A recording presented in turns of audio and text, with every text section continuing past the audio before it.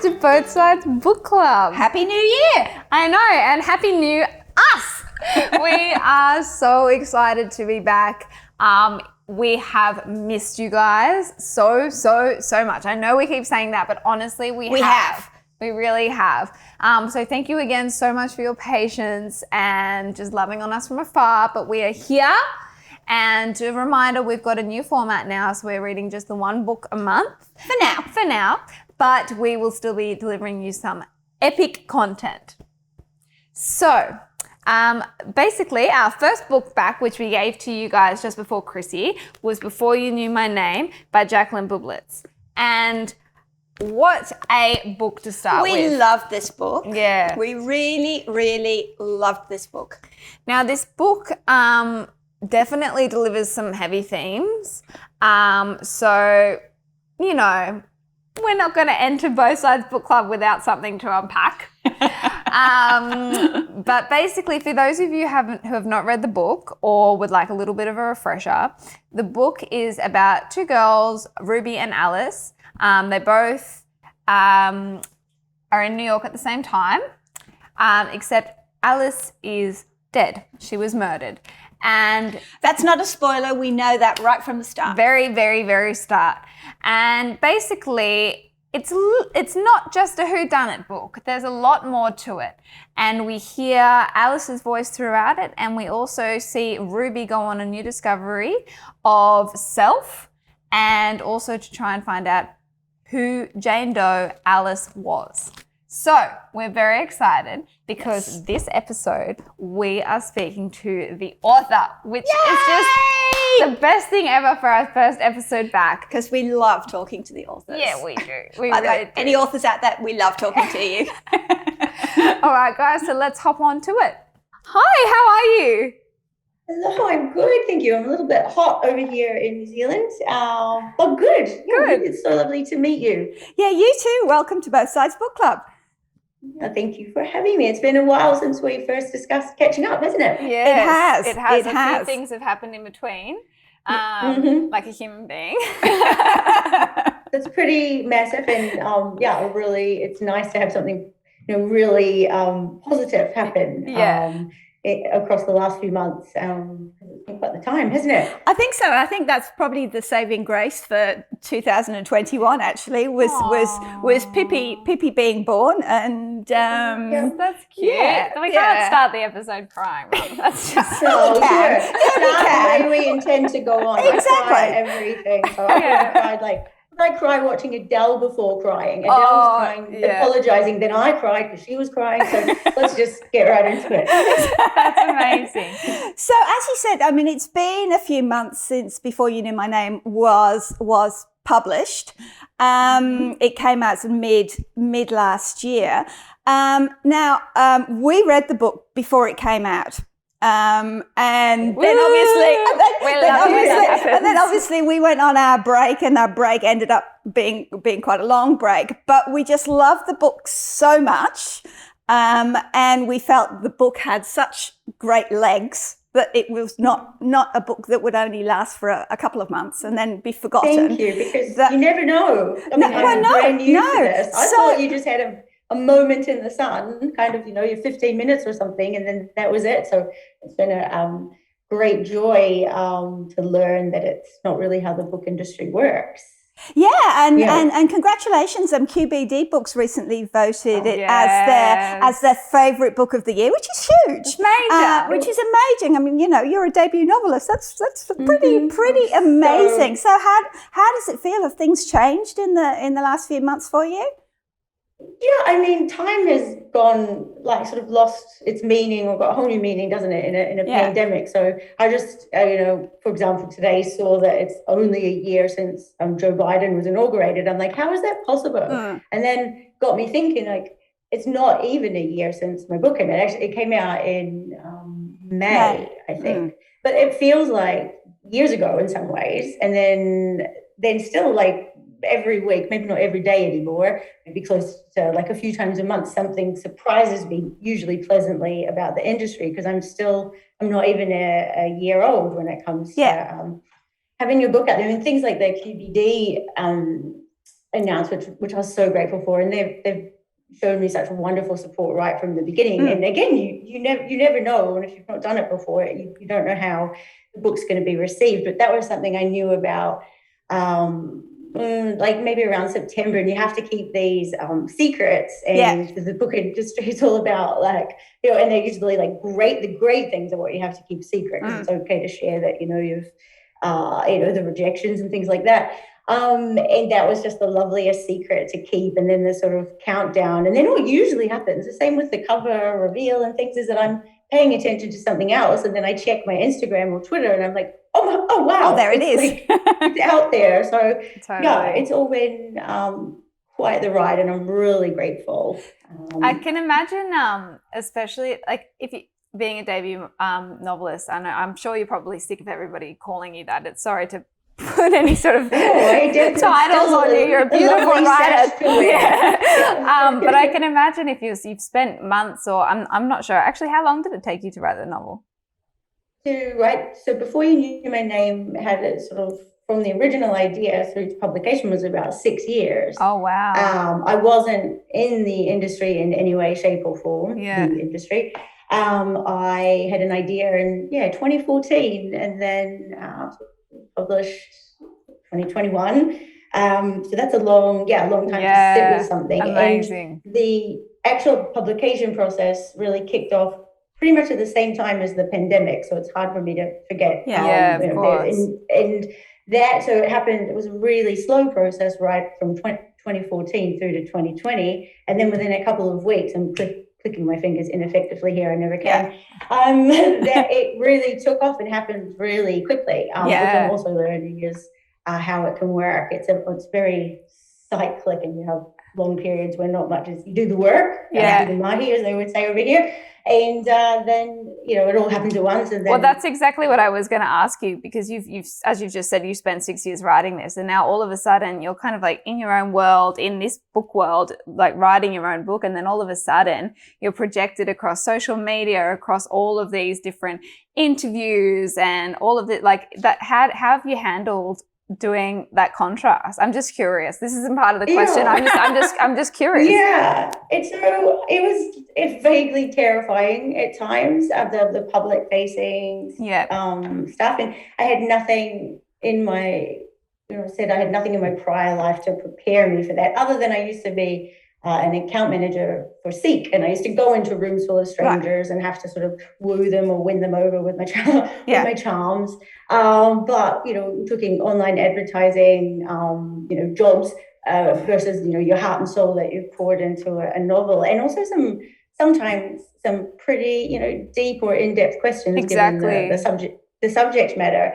And I did get some media training right at the beginning here in New Zealand, which was wonderful. My Ellen and Unwin had helped me with that, and it was it was a bit of a disaster because I was just absolutely like a deer in the headlights. And I don't like role plays. I love chatting to people, but I'm not great with improv. I never was. And so that first session, I sort of walked away going, what have I done? I have to put my professional novelist head on now. Where is that? Oh, I've never had one before. Let me go find one.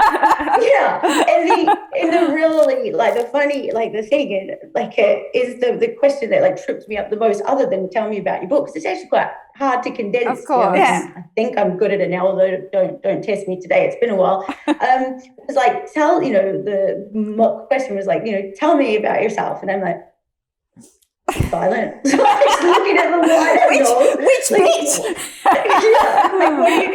I was born in a small town. Totally. I've come a long way since then. And that said, there are still times when I can go blank on something that I would normally be comfortable kind of rolling off the tongue. And it's very different writing something and editing it, and it's yours, and you can also make it a lot better before anybody actually sees the final product. Totally. So what made you actually put pen, or rather fingers to keyboard in the first place? Had you always aspired to write fiction, or Yeah, it's that I think about like I wish I had a great like origin story, and I really like don't as a writer. And I actually hope that sort of some sort of it can be of comfort or inspiration to people who want to write and don't know how. I didn't write a novel. I didn't know how. I knew that I could. I knew that I could write in that I had an inkling that when I put my mind to it, I could phrase things in a way that I could like. People paid a little bit more attention maybe than they did to somebody else. So I'd known that since I was young, but I didn't know how you would write a novel, and because I didn't know how, I kind of just got busy doing other things, for most of my life until until a friend just would really push. It was a friend who really pushed me. I called him. Real name is Michael, but I call him Beth. Like he's the Beth from Little Woman to my Joe. Like, I'm not a great writer, but you will be. Yeah. But Beth just kind of got impatient with me one day and said, "You're just, you have a good life, but you could have." I'm going to make him sound maybe more articulate than he was at the time, but you have a good life, but you could have a great one if you harness this talent. And so it was sort of out of that. Kick up the bum, really, from like which is what all good friends should do once or twice in your life. I had this idea as well that wouldn't let me go, so I kind of got to it. Yeah, amazing. So I know before we were kind of like, tell us a little bit about yourself, but I will give you something specific that I would like to know about yourself. Thank you. Make it a bit easier. So the novel is set in New York, and as you're writing these scenes, you can just feel this sense of fondness towards New York. What made you place the whole book in New York? Yeah, when I had this idea, after I'd been told off by my Beth, nobody was asking for a novel for me. Nobody, there were publishers interested, and I hadn't even really done anything apart from a couple of writing classes. So I just knew I was going to have to find ways to motivate myself to do this. And one of the ways with this book was to like go to New York, like use it as the ultimate excuse, reason, justification to quit my job, which I'd been working at for 11 years. Great job, great company. Quit at roughly, what was I then, about 36, 37, I don't know, lose track. Quit, go to New York City, that had been like the city of my dreams since I was a kid, all very romantic notions from film. I was thinking about it before, like films and TV and Broadway, because I'm obsessed with musicals. I'm the biggest like music theatre nerd that you'll find. And I think maybe when you're younger, you kind of, if you're into film and television, but the way I was, you're either drawn to the LA sort of or New York. And for me, it was New York. Yeah, always New York. I'm both. I think we can be both. Come on. You can be both. You can be both. I have to spend. I do have this nostalgia for Malibu, and I've never been, but that might be like pretty good. Jenkins Reid's kind of like I have a nostalgia for like that really kind of, or maybe like the OC or something. But New York was always where I wanted to go, and for years I thought when I was a teenager I wanted to be like on Broadway. That was just like, and I still do, so I'm not going to deny that. That's amazing. I've given up. If there's any casting agents listening to this, we've got someone that would love to be on your show.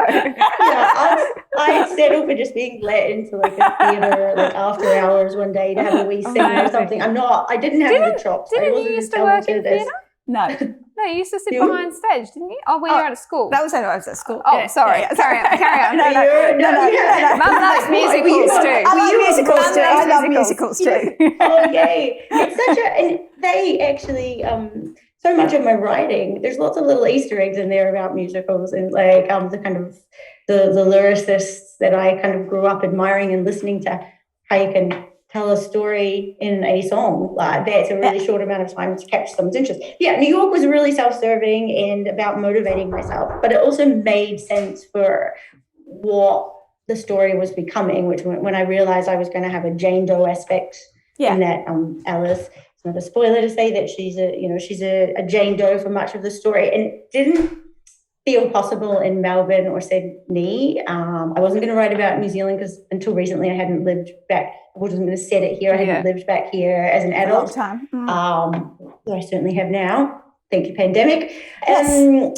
And so New York, it was the decision that I made was here. And then once I got there, it became very clear that I had just done myself the biggest favor because I got to live in New York City for just under 6 months. Totally. Visas and money running out, and you necessitated me leaving. And I also found that I think of her as a she, the city was offered up so much in terms of the story. And that's so many of the experiences that both Alice and Ruby have, a version of that was what I was doing, like consciously, like wandering around parks and, amazing. Like lurking about, not really having any friends and those kinds of things. And I think too, like in this novel, I mean, that we'll get into it. There are so many different themes, which we love on Both Sides Book Club, unpacking big themes. But one of them is the media and the role that media has. And I feel like the setting of New York,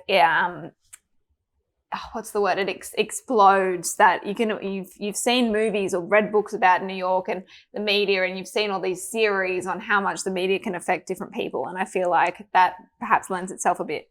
Well, it gives a much greater canvas, doesn't it? A much larger canvas for one of the biggest just in terms of sort of familiarity. Yeah, exactly. Popularity. Yeah, exactly. And so I had thought it wouldn't be that hard for readers to see how these two very different characters could both make this, quite spontaneous decision, not unlike the author in some ways. Yeah. Although I did have a purpose to go to New York and but then I really wanted to show, and I had experienced it myself, that it's like any big city, it's tough. It's not, if you're not walking around in your Manolos,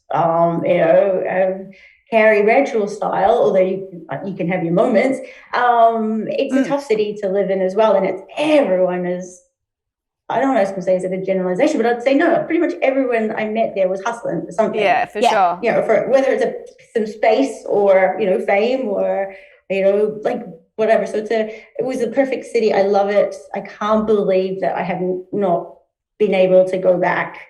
It would have been the first thing I did when I got the book deal, and just at the very least to be able to fact check a few things and kind of where would she have been standing? But there is peaking in a pandemic was it's an interesting time. It's amazing. So what was the inspiration behind the whole story? Where did it first? Where was your first spark from? Nugget of idea. Where did that come from? Or maybe there wasn't a first spark. Maybe it was a collection of things. This one does have an origin story. Okay, yes. Definitely. So it's very much grounded in a real life case in Melbourne back in would have been 2014. Yeah. It was after the high profile murder of Jill Ma. Yeah. There was another murder, a young woman in Melbourne, Renee Lau, and she was murdered on St Kilda Road. And I was living on St Kilda Road at the time, and had lived around that. That was my neighbourhood. Yeah. Much the same as Brunswick, where Jill Ma had been my neighbourhood, when I was a bit younger as well. So it was. One young woman was murdered on her way to work at 4 or 5 in the morning, and I could absolutely relate in a way that I probably had never before to where she was and what she was just trying to go to work when this awful thing happened to her. At the same time, the next morning, her body was found by a jogger running the Tan in Melbourne. Right. And I used to run the Tan probably at least 4 times a week, and often in the early mornings. And there was the nugget there of wondering, what would it have been like? I can put myself in her position to a degree because you could never fully understand, how terrifying that would be. But also, what would it have been like? If you looked across and you saw this body, would you know that something terrible and nefarious had happened? And what kind of connection would you form as a result of that? And that felt like a trauma that hadn't been explored before. And I did a bit of research, and I actually couldn't find much, but what I could find about people who had found the bodies of what then became, they were murder victims, those discoverers of the bodies, finders of the dead, were really affected by that. So there was the idea, the kernel, the nugget, then this whole kind of, well, you know what, I'm going to go to New York, I'm going to throw my life up in the air and see what happens. And then the story took shape, I think, in those 6 years, it sort of had many iterations before it became what you've read. Yeah. I'm sure everybody has said that, because the most obvious comparison to the book is The Lovely Bones by Alice Sebold, which I'm sure most people have read or they've seen the movie. You know, Susie Salmon, you know, is there in history.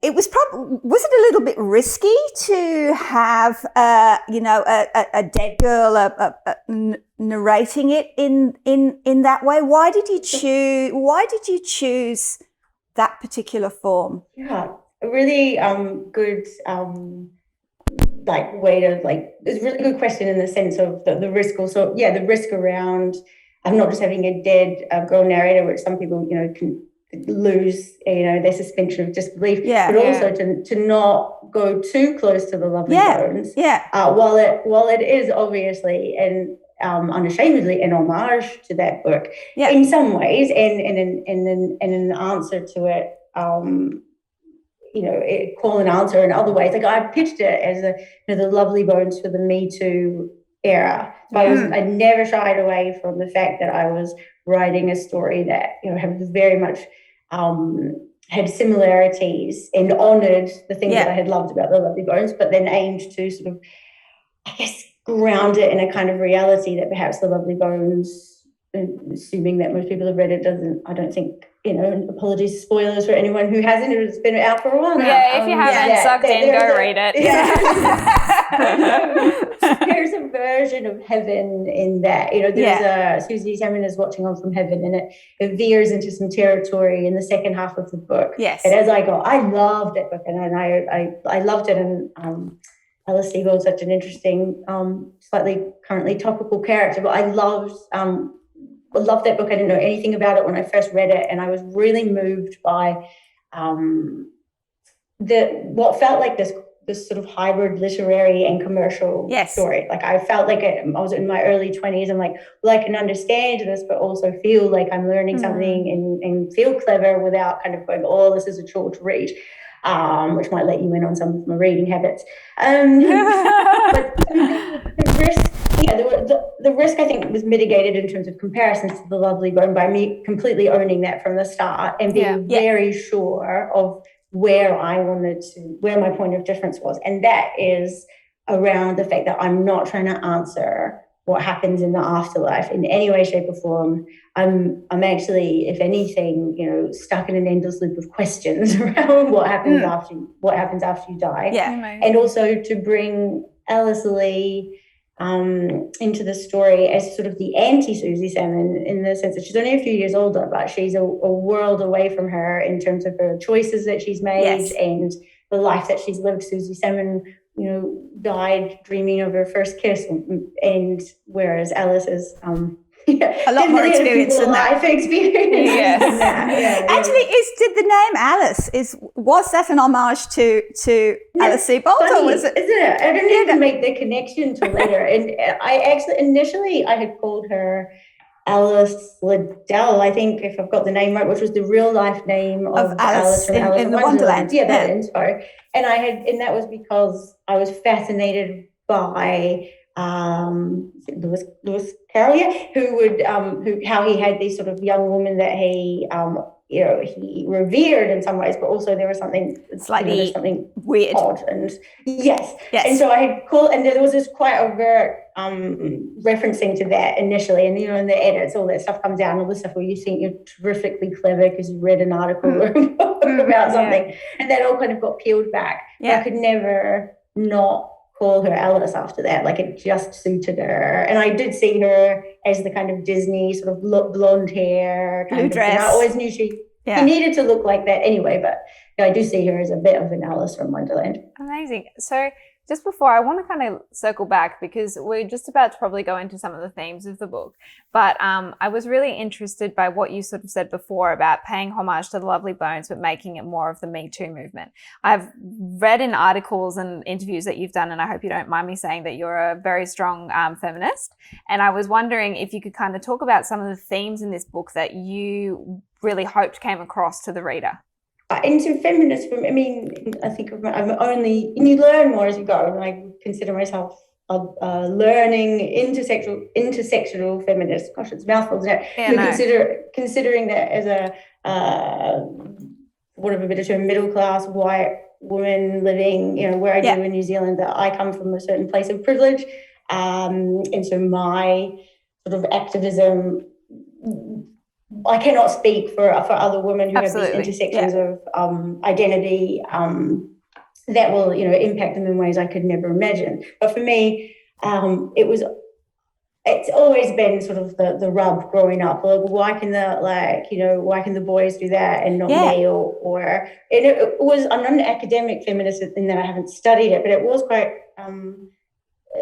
cerebral, I guess is the word, in the sense that I used to think all the time about like, well, this isn't right. And I would notice even as a young girl about like victim blaming and also sort of growing up watching all those mini-series and TV shows in the 1980s, which were always centered around sort of the rape and murder of a young woman, and I never really knew much about her unless she had a revenge kind of arc thing, or someone was avenging her, which was like, even that goes back actually even to things from the 70s that maybe my dad would watch, like westerns and stuff, and they would always viscerally bother me. So you've got this sort of cerebral sort of something's going on here, but I would have really physical reactions to seeing gendered violence played out as entertainment. Not so much books, because I could sort of self-censor. With books, I do find it easier to read.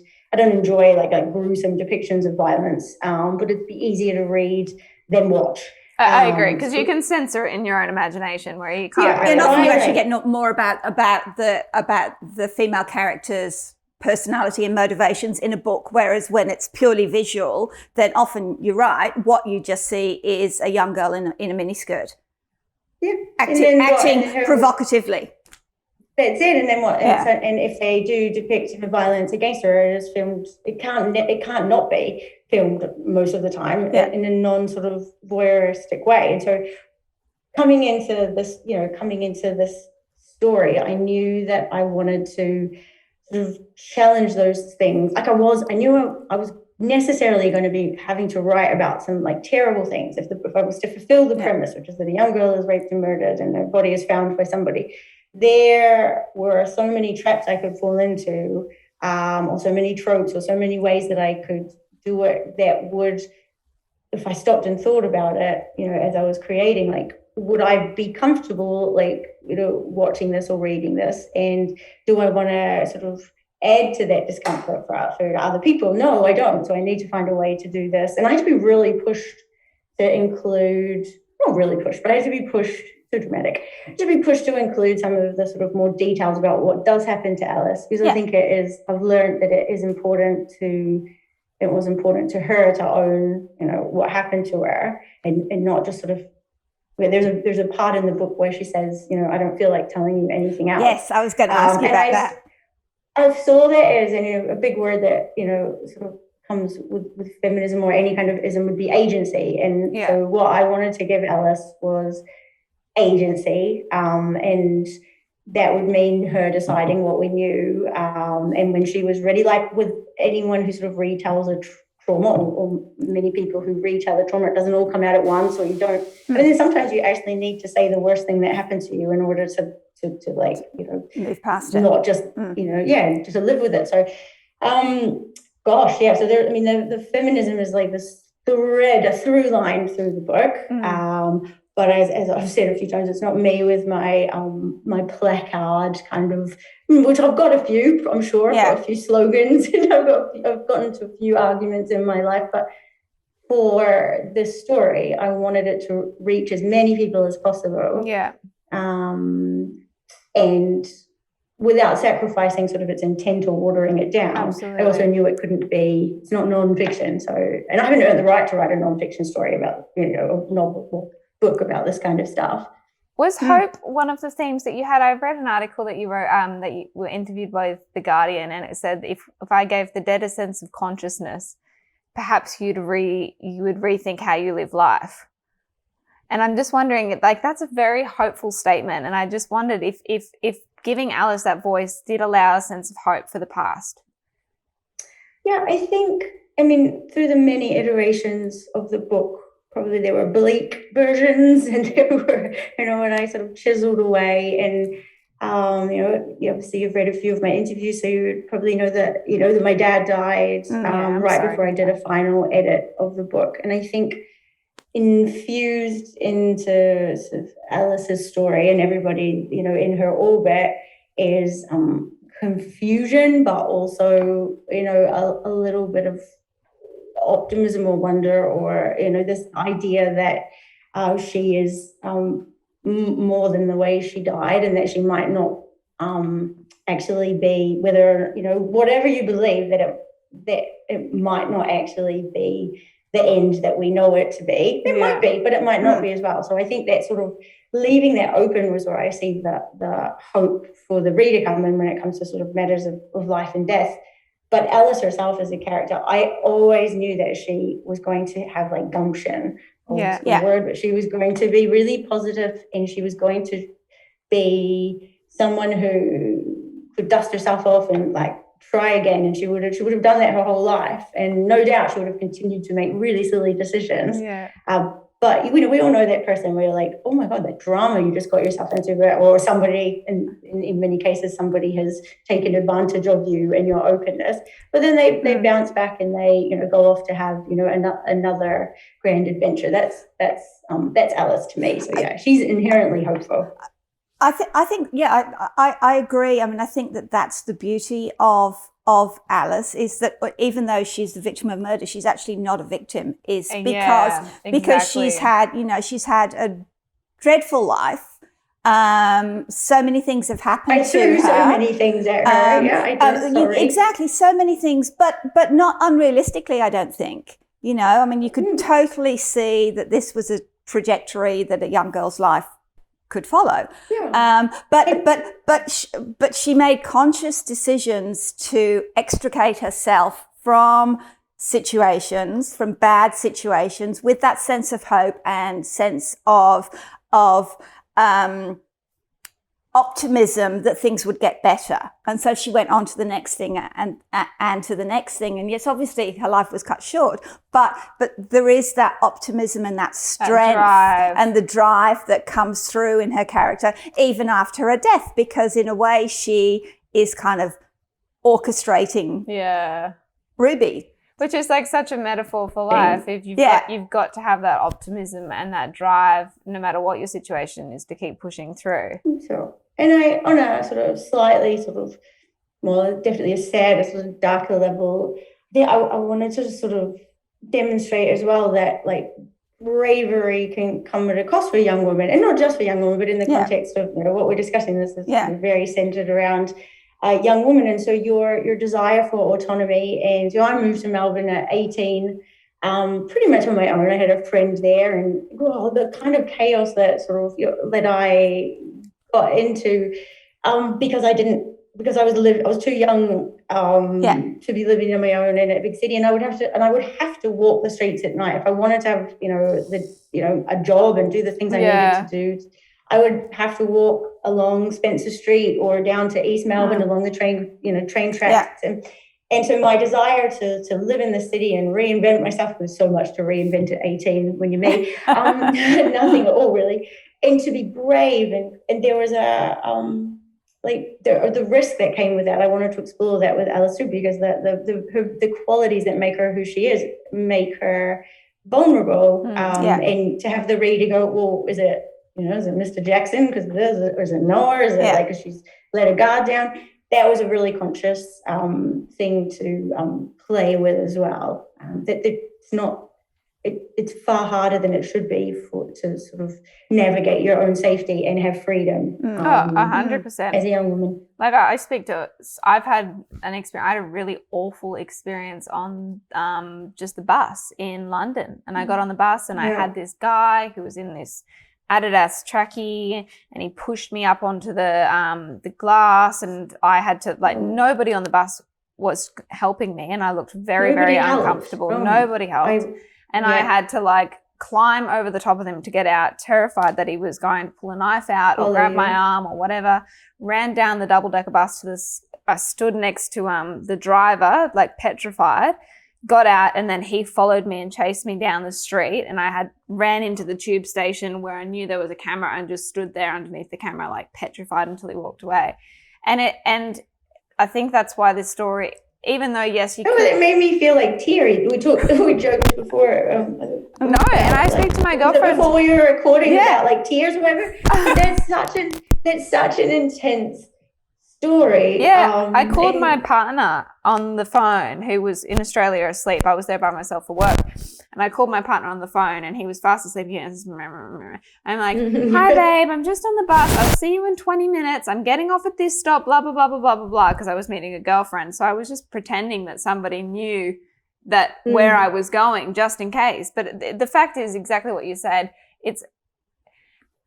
Yes, it can happen to anybody no matter what your gender is. You can be in an uncomfortable position for sure. But definitely I felt firsthand being a girl, feeling very vulnerable when nobody was going to help me and terrified for my safety and because I was a girl. I just felt very vulnerable and I didn't know what to do. So I firsthand totally get this book and how it can happen like that.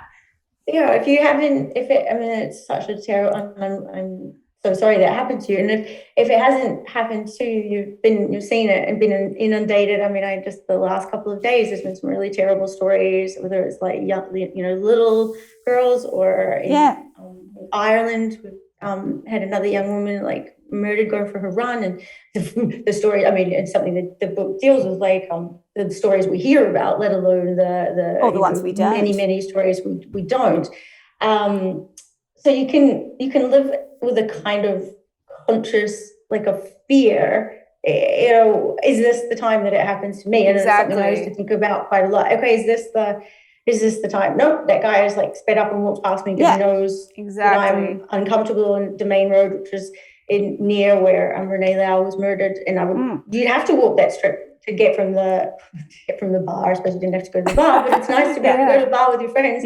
For me to get home and get to the busy St. Kilda road. And it's like, is this the time that I'm like, at risk? And just feeling that like all the time constitutionally changes you.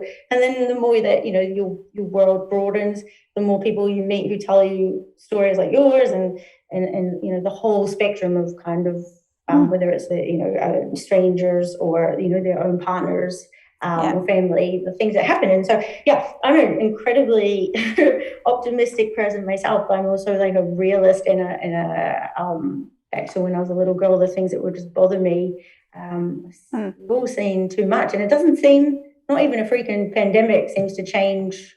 Or in fact, it heightens danger in some, for many women and vulnerable people. It sucks, doesn't it? It totally does. I'm ready. I'm warmed up. No, I agree. I was actually having a conversation about. I'm going to go off on a little rampage as well, just because it sucks. It really does. I was talking with my girlfriend the other day, and we were saying how now that we have children as well, when our partners go away, how we're actually a little bit more scared of being in the house alone by yourself. We're both kind of like, I feel even more vulnerable.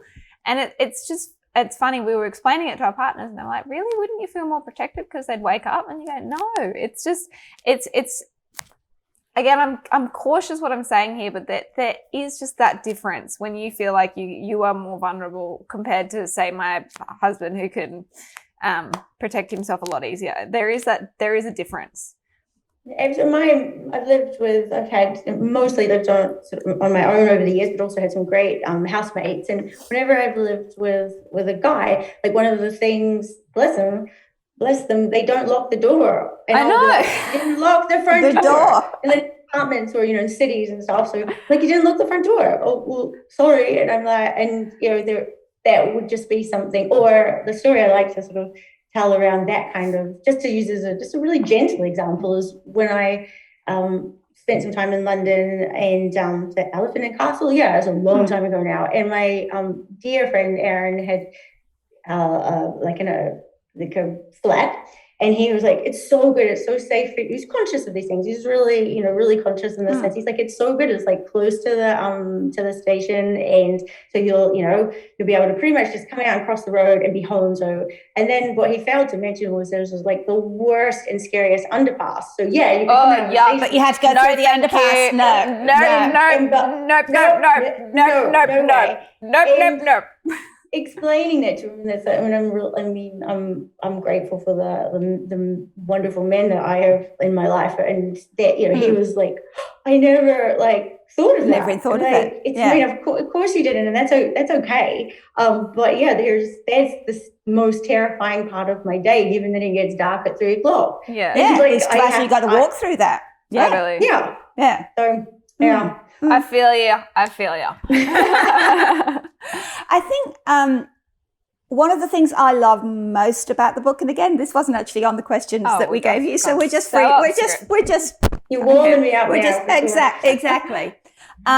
Is the fact that although we are looking for who killed Alice, it's actually fairly irrelevant because we don't really give any time or space, other than, lots of little red herrings to suggest that it might be, it might be Mr. Jackson or Noah or no, is that he's actually not important.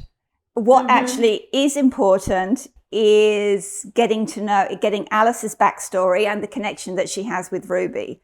And in fact, Alice's death, you could say, gives Ruby a whole raison d'etre. I mean, it gives her a new, brings her into the world, brings her back into the world. Can you explain that to us? Why did you decide to do that? So in terms of it being, it was a tagline around, and again, it was something that I had pitched. It's more who was she than who done it. But I was also conscious that everyone loves a good mystery, and it was a lot of fun. Especially going back and putting lots of little red herrings and clues in there. But a big influence for me in terms of, outside of being very determined that Alice would have agency, she would have the voice, this would be her story, however it was told, and then ultimately the decision to have her tell the story herself was, and I apologize because I can't remember his first name, but Jill Ma's husband, after she was murdered, wrote this brilliant piece, and I'm paraphrasing, around how these men are not monsters necessarily. When we think they do monstrous things, but they're not Hannibal Lecter or I'm really so now really but that really, really stuck with me at the time. Really thinking about how we, in a way, the Ted Bundys and all of these guys, we do turn them into sort of super heroes, anti-heroes. And they're so fascinating, and how are we going to understand? And I'm a sucker for that too. I love Mindhunter and all of the many iterations of that kind of thing that came, well before Mindhunter. But they are not these brilliant Machiavellian, most of the time they get caught now. Most of the time, the reasons they didn't get caught in the past would be because of technology. And now that we have that technology, and really, again, bringing it back to Renee Lau's case, the thing that had stuck with me, and it just bothered me so much on so many levels, as much as I was grateful that he was caught, the man who murdered her, seriously assaulted and murdered her, was found. They knew who he was as soon as they found her body, because his ATM, his ID he left it there. Yeah. And so not only was he not some kind of, grand, sort of genius serial killer type that, on the loose, he actually just didn't care to pick up after himself. Yeah. That's how little what he did, was of consequence in that moment. And, we're not hugging because he was in a panic or whatever, but to me, I always took it as he really, given what he did afterwards, which was just go, pick up some hitchhikers and try and get to Byron Bay, and that's enough about him. But he didn't care even enough to he just left his ID at the scene. And so the point of truth, because I didn't actually know who I was going to have be the murderer for much of for a long time, actually years and years in, and I did sort of play around with sort of other sort of notions. And then I just realized, no, that it's all right, it's all right there. Whether it was someone Alice knew or not, they would not be some evil genius. They are not monsters. They are monstrous, but they are not in that moment. Monsters. Yeah, they do a monstrous thing. It takes away some of their power, I think. Yeah. It's like, you are not interesting. You are just horrible. And there is I'm never not going to be interested in some research I'm doing for like my third book once I get through my second. This is what I wanted to ask you. That was my final question. What have we got? Like spoiler, my third book deal is hoping. Well, I'm hoping to it. That's very sort of early stages around the. It is connected to this sort of notion of like the superhero killer and how that's not the case at all, and it's sort of much more of the exploration of that. But then I spend a lot of time as a consequence of watching documentaries and learning about all these heinous 70s and 80s murderers, and at a certain point I'm like, I want to know more. Tell me more. Like, what did they? What was going on in their brains? And you find this. Now I'm going off a tangent, so I'll be quick. But I found quite by accident all of these websites where people trade in letters and cards and mementos from serial killers. So say Ted Bundy, there's an entire sort of industry around collecting, souvenirs, cards that he wrote from jail. It is not hard. It's harder than it should be, but it is not hard to learn about his victims and find out who they were. So I don't understand, I'm being judgmental, but I don't understand collecting like Christmas cards from him. I'm not sure what that is. I'm just really... Well, it's like Hitler memorabilia, which goes this whole sort of bizarre hero worship of evil give it to someone who can analyze it and put it somewhere. But these people don't deserve the spotlight that they get. So you just take away their agency. So but it's the stuff that I've suddenly, by becoming an accidental crime writer, I'm like in a whole different world now. I'm like, wow, look at that $5,000, Look out, Sherlock Holmes. We've got a new one in town. It's fun. It's so fun. It's addictive. I request that you write a new series for me, please, that is in New Zealand that beats Top of the Lakes. Is it Top of the Lakes or Top of the Peaks? Oh, yes. Yes. Wow. Yes. That's your next challenge from me, please. Okay? So I got a little chill. So we pitched, my agent and I were like pitching book 2. I'm really lucky that I got a 2-book deal, and so I have the luxury and time and also slight terror of being able to work with my publishers on book 2 and make sure that it's ready, which it hasn't been. But we did. So I was saying it was Twin Peaks meets Gilmore Girls because it's set in New Zealand, and I just love that kind of. There's something about like the town that I set it in, which is much like the town I grew up in, which is very sweet and lovely. And then there's something kind of people where I grew up were like, oh, thanks to this, like a sinister, like there's stuff going on like underneath. But then it was my agent who sort of was like, this feels like quite sort of top of the lake. I don't want to set myself up for disappointing anybody, because that first series was that's right. So the first series was fantastic. I'll set you up for you, please. Good call. It is the kind of, I am, presently sort of going back into the story and trying to add a little bit more tension. Exciting. Maybe you should be. So is it set in a real town or a fictional one? It's set in a fictional town. I said this out loud yet. It's called Marama River. Marama is the Māori word for moon. So at this stage, and things can change, but it's called Marama River. And it is about an Australian woman who comes to New Zealand to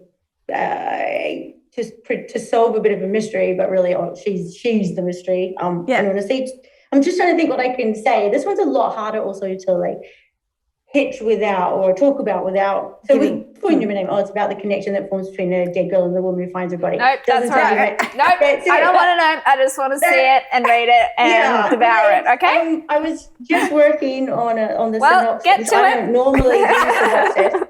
I mean, it's not how I normally work, but because we're at that sort of point where the bones are there, but that I have not sort of I'm still learning how to work to like in this kind of way as well. So I have a very, very long, boring synopsis that I will finish in the next few days, and then it's back to it'll be like draft 5. So it exists, but not in any form that would make you want to compare it favorably to Top of the Lake just yet. So we'll work on that. Amazing. Well, thank you so much for being so generous with your time today. We are very thrilled to talk to you. Yeah. And I feel like I know you. Oh, like, you do. Great.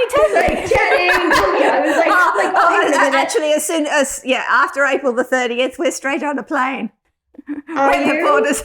Well, we were actually supposed to be in New Zealand now. Where are you going to be? Our family's from New Zealand. I was born there. So Catie was born in New Zealand. We lived there for 11 years.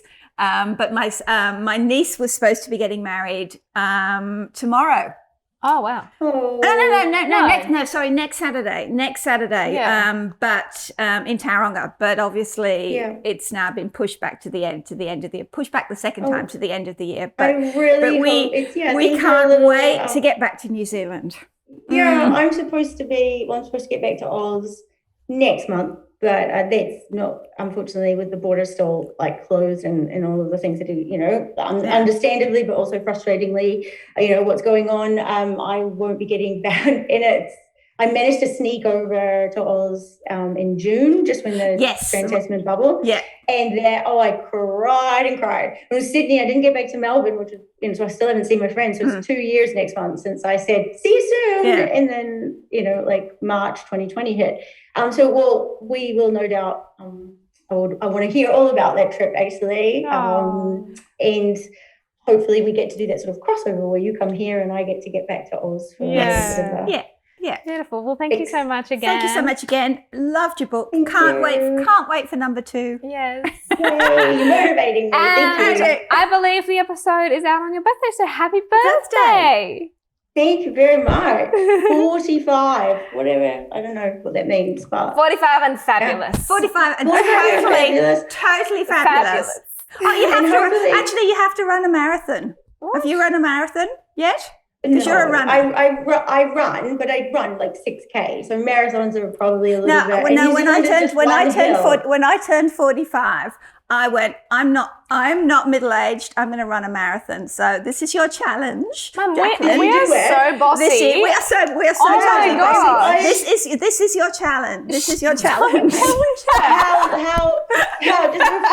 How big? How long a marathon? Define marathon. 42 kilometers. So from 6 to 42, quick math, what's that? 36 kilometers that I need to find it in my it's just detail. Lungs. And okay. All right. I'll think about it. I've got a book to write. Here's my excuse that I've got a book to write. I think we need to stop now before we start making you do anything else. So bye. Thank you again. See you later. Bye. Oh my gosh, I just absolutely love speaking to the authors. It is such a privilege, and honestly, it just makes me get so excited about reading these books with you all. Yeah, totally. And Jacqueline, you were great, so we could have talked all day. I know, I really felt like you were my friend. I know. We are friends. We are friends. We're totally friends. Amazing. So our next book for next month is? Okay, so it is Cold Coast by Robin Mundy. So this is another Australian author, and this is my kind of book because it is based on a true character.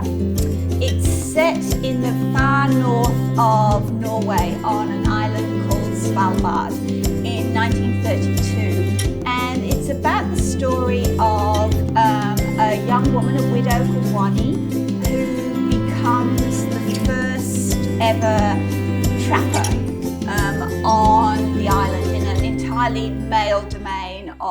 of trappers. So she spends a year on this island, and it's very near the Arctic Circle, and there are polar bears and blizzards and guns and all kinds sounds of like a dream. all kinds of adventures, and I just absolutely loved it, and I hope you do too. I'm very excited to jump into a blizzard. It is sweltering It's hot, so hot. right now. So let's get into it. All right, guys. Thank you again so much for listening. We love you guys, and we cannot wait to speak to you again next month. Happy reading. We hope you enjoyed watching this episode. If you did, please leave us a comment below. We'll see you soon.